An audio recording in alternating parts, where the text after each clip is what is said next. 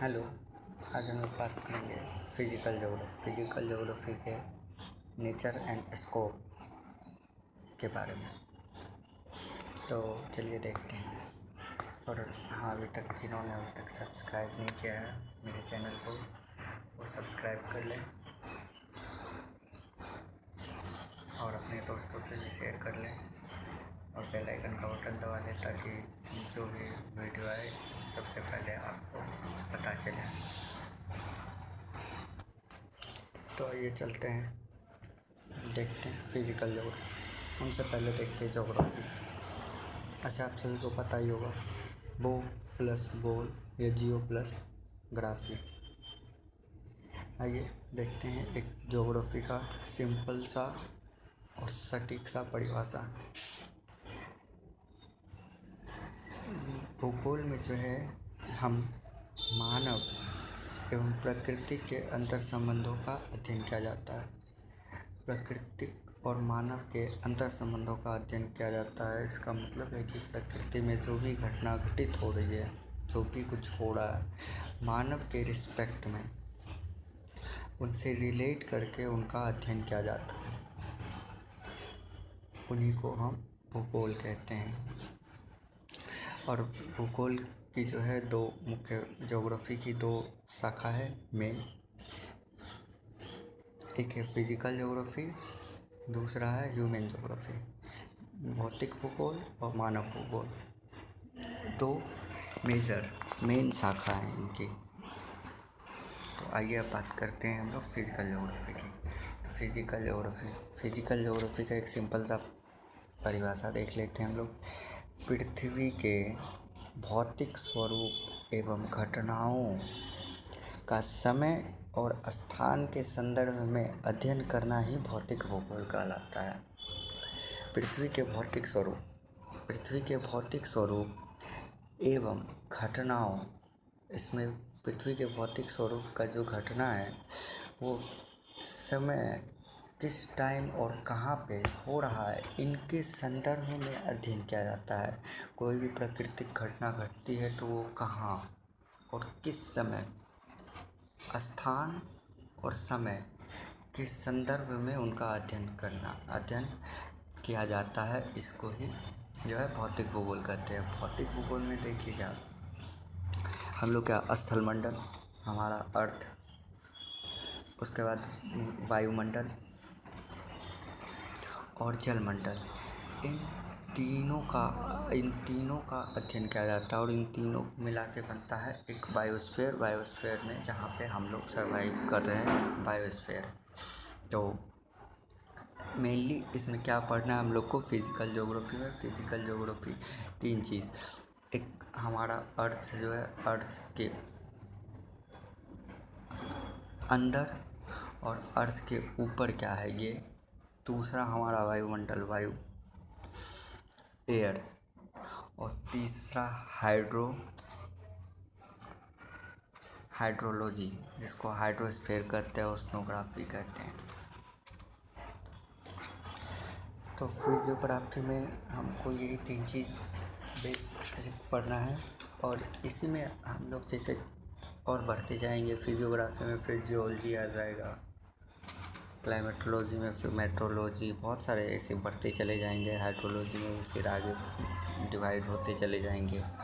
तो हम लोग को फिजिकल ज्योग्राफी में यही लिथोस्फीयर, एटमॉस्फेयर और हाइड्रोस्फीयर, यही तीनों के बारे में विस्तृत से पढ़ना है। चलिए देखते हैं इनका नेचर। तो नेचर भी इन्हीं से रिलेटेड होंगे, इन्हीं तीनों से। परिवर्तनशील विज्ञान कहने का मतलब है कि ये लिथोस्फीयर, स्थल से मिलकर लिथोस्फीयर फिजियोग्राफी का निर्माण करते हैं। एटमॉस्फेयर से मिलकर क्लाइमेटोलॉजी का निर्माण करते हैं। हाइड्रोलॉजी से मिलकर ओशनोग्राफी या जलमंडल। तो ये सब क्या है, ये मतलब हर एक सब्जेक्ट, मतलब अलग अलग सब्जेक्ट के साथ मिलकर अलग अलग अपना मतलब ज्योग्राफी एक बनाते हैं। ठीक, तो ये जो है परिवर्तनशील विज्ञान है। भूगोल में हर एक सब्जेक्ट आपको मिल जाएंगे। कंप्यूटर के साथ मिल गया तो जीएस रिमोट सेंसिंग हो गया, बायोलॉजी के साथ हो गया तो बायोजोग्राफी हो गया, बहुत सारे हैं। फिजिक्स के साथ मिल गया तो फिजिकल जोग्राफी, और भी बहुत से आपको मिल जाएंगे। जैसे कि हिस्ट्री के साथ मिल गया तो हिस्टोरिकल जोग्राफी, साइकोलॉजिकल जोग्राफी, मतलब सब सब्जेक्ट के साथ ये मतलब मिलके अपना एक ब्रांच बना लेता है। तो परिवर्तनशील विज्ञान इन्हीं को हम कह सकते हैं, ये परिवर्तनशील विज्ञान है। इनके बाद इनके अंतर संबंधों का अध्ययन करता है। ये अंतर संबंधों का अध्ययन करता है, जो कोई भी हो। अब एटमॉस्फेरिक पढ़ेंगे तो वो हम लोग से रिलेटेड, उस पर मानव का क्या प्रभाव पड़ता है, मानव का उस पर क्या प्रभाव पड़ता है, इनका भी अध्ययन हम इसमें करते हैं। क्योंकि जहाँ मानव नहीं होगा वहाँ पे इन सब चीज़ों का कोई मतलब ही नहीं रहेगा। हम हैं तभी कोई भी चीज़ का मतलब है, मानव से ही कोई भी चीज़ का मतलब है। अगर हम ही ना हो तो कोई मतलब ही नहीं है, पढ़ाई ही नहीं होगा, कुछ भी नहीं होगा। तो इसीलिए हम सब से रिलेट करके, मतलब मानव से रिलेट करके किसी भी चीज़ का अध्ययन किया जाता है। उसका क्षेत्रीय अध्ययन होता है, ये मतलब क्षेत्र वाइज। जैसे अब हम एक देख सकते हैं कि वर्ल्ड वाइज होता है क्लाइमेट, कैसा क्लाइमेट है यहाँ का, या फिर कॉन्टिनेंट वाइज होता है, महाद्वीप वाइज, फिर होता है एक स्टेट वाइज, स्टेट में भी एक डिस्ट्रिक्ट वाइज, मतलब हर एक छोटा छोटा से लेके बड़ा बड़ा क्षेत्र, इसका क्षेत्रीय अध्ययन कंपेयर करके इनका अध्ययन किया जाता है। तो इसी को कहते हैं क्षेत्रीय अध्ययन। उसके बाद है विभिन्न विषयों में योगदान। इनका जो विभिन्न, अभी जैसे बताया मैंने, विभिन्न विषयों में योगदान है। ठीक, जैसे कि अब फिज़िक्स के साथ मिल गया तो फिज़िकल जोग्राफी, केमिस्ट्री के साथ मिल गए केमिकल जोग्राफी, बायोलॉजी के साथ मिल गए बायोजोग्राफी,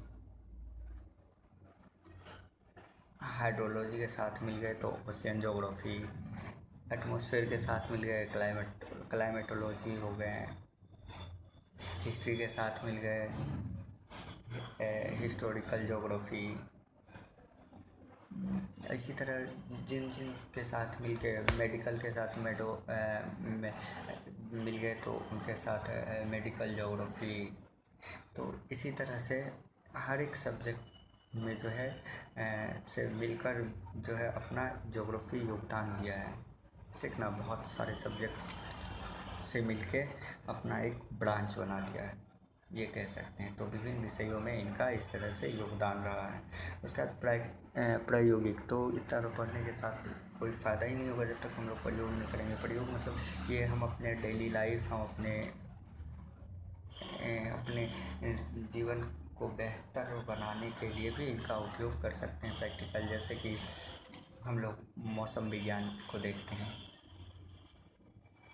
तो ये क्या होता है, मतलब एक तरह से पहले अनुमान लगाया जाता है उस मतलब हमको मान लीजिए कहीं पे जाना है, कहीं जाना है और हमको पता चल गया कि लगातार 2 दिन बारिश होने वाली है, तो हम क्या करते हैं, रुक जाते हैं, नहीं जाते, 2 दिन के बाद का प्लान बनाते हैं। तो ये एक तरह से ये हो गया था कि मतलब हम अपने डेली लाइफ में इन ज्योग्राफी को यूज़ कर रहे हैं। तो यही प्रैक्टिकल होता है। और भी बहुत सारी चीज़ें हैं जिनको देख के मतलब कि हम लोग अपने लाइफ में, डेली के लाइफ में उनको यूज़ करके अपने लाइफ स्टाइल को चेंज कर सकते हैं, अच्छा कर सकते हैं, बेहतर बना सकते हैं। अब इनका स्कोप देखते हैं। तो स्कोप मतलब इनमें क्या क्या है, तो इसका भौतिक घटनाओं का अध्ययन इसमें, ठीक, भौतिक घटनाओं के अध्ययन में इनका जो है, फिर पहला होगा स्थलमंडल, दूसरा जलमंडल और वायुमंडल। इन तीनों भौतिक घटनाओं का ही अध्ययन करेंगे। स्थलमंडल में क्या क्या होते हैं, नहीं होते हैं, जलमंडल में क्या होते हैं, वायुमंडल में क्या होते हैं, इन सभी का जो है अध्ययन करेंगे विशेष रूप से। दूसरा आता है जैविक घटनाओं का अध्ययन। जैविक घटनाओं का अध्ययन मतलब जीव जंतु, वनस्पति, इन सब का जो है क्या प्रभाव पड़ता है, इन सब पे क्या प्रभाव पड़ता है, रिलेट करके इनका अध्ययन किया जाएगा। उनके बाद है मानवीय घटनाओं का अध्ययन। मानव के साथ रिलेट करके, जैसे कि बताया मानव के साथ रिलेट करके, मानव को रिलेट करके इस तरह से इनका अध्ययन किया जाएगा कि मानव का स्थलमंडल पर क्या प्रभाव है, जलमंडल पर क्या प्रभाव है, वायुमंडल पर क्या प्रभाव है। मानव के रिस्पेक्ट में एक और फिर दूसरे स्थलमंडल के रिस्पेक्ट में इस तरह से जो है इनका अध्ययन किया जाएगा। तो बेसिक हम लोग को नेचर एंड स्कोप में इतना ही पढ़ना है फिज़िकल ज्योग्राफी में। आई होप कि आप लोगों को अच्छे से समझ में आया हो। अगर कहीं पे नहीं समझ में आया हो तो आप लोग कमेंट करें, और अच्छा लगा तो लाइक करें, सब्सक्राइब करें और अपने दोस्तों से शेयर करें ताकि नेक्स्ट वीडियो जल्दी आए। आप लोग ज़्यादा से ज़्यादा सपोर्ट करें। Thank you. और कैसा लगा ये ज़रूर बताएं।